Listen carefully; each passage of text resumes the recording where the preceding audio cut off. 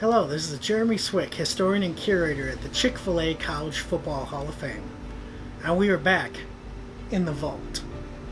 Well, with Memorial Day upon us, I wanted to take some time to talk about some of our Hall of Famers that made the ultimate sacrifice, and also feature some of our military institutions and memorabilia we've collected from those service academies.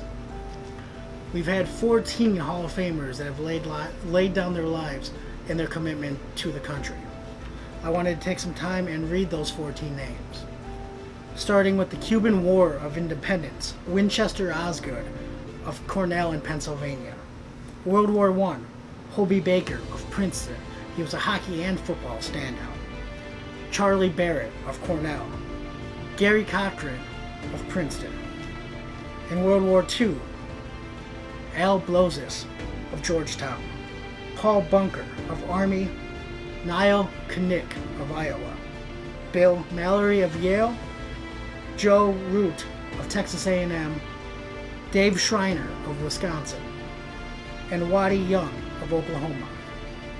In the Vietnam War, Jim Holder of Oklahoma Panhandle State, Don Hollander of Army. In the United States War in Afghanistan, we've had Pat Tillman of Arizona State. We have memorabilia from a few of these brave heroes.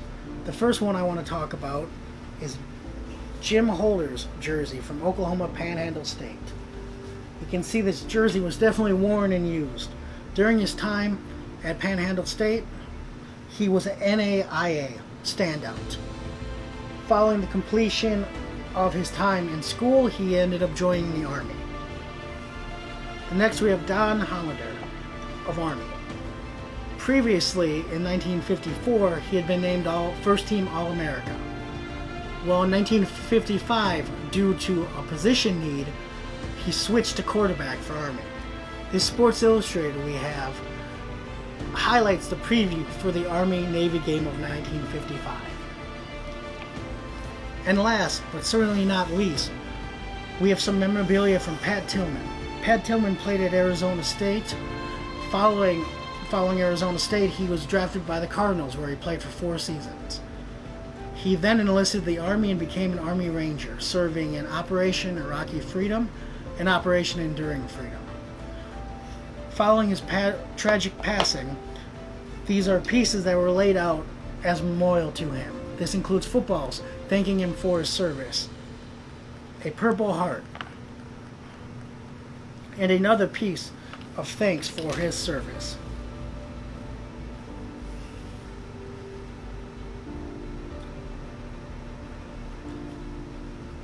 The next area I wanted to cover was the various military institutions that we have. Of course, last time I talked about alternate uniforms and alternate helmets, and just how unique and interesting some of them are. Well, I acquired and found another 2014 Air Force Academy football helmet. I really do love the blue chrome with the white fade, and also the metallic blue face mask really stands out.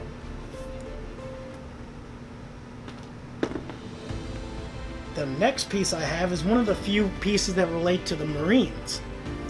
As we know, the Marines do not have a service academy as the same way as the other branches of the military.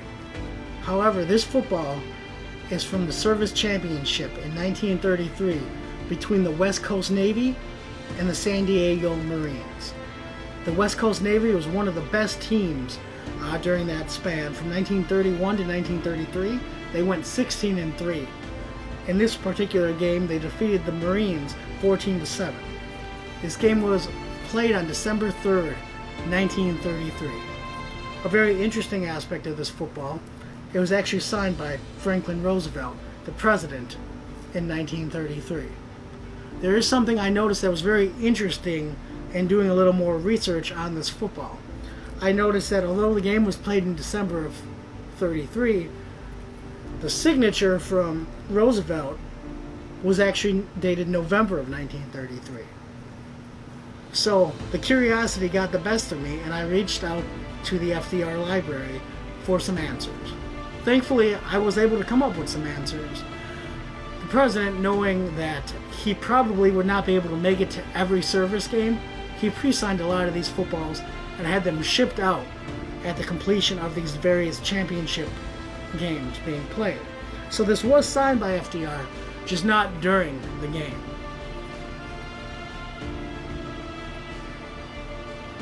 Another academy that people often don't think of is the United States Coast Guard.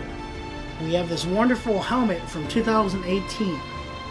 The game was played between their rivals, the Merchant Marine Academy. An interesting aspect of this uniform, as you can see, it's very, very patriotic. I really do like the entire color scheme. But you'll notice the number 63. And 63 has a very important significance to the Coast Guard.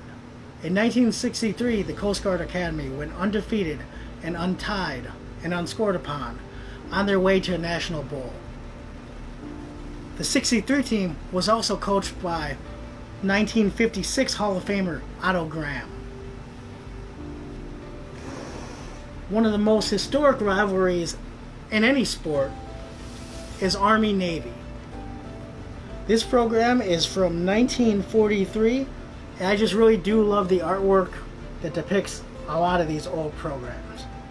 This rivalry dates back to 1890, and while a lot of teams did not field teams during the war, Army and Navy did, along with the other service institutions and academies. In 1942, there were about 120 various universities and institutions that fielded football teams. With the outbreak of war in 1943, only 76 teams participated, and 13 of those were either military institutions or military bases. A lot of these teams turned out to be pretty good. In 1943, the United States pre-flight Iowa team finished second in the AP polls, where Navy, I believe, finished 4th and Army 11th. Again, we would like to thank everyone who served this country. We also want to make sure you guys follow us for more information at our various social media channels at CFB Hall on Facebook and Instagram.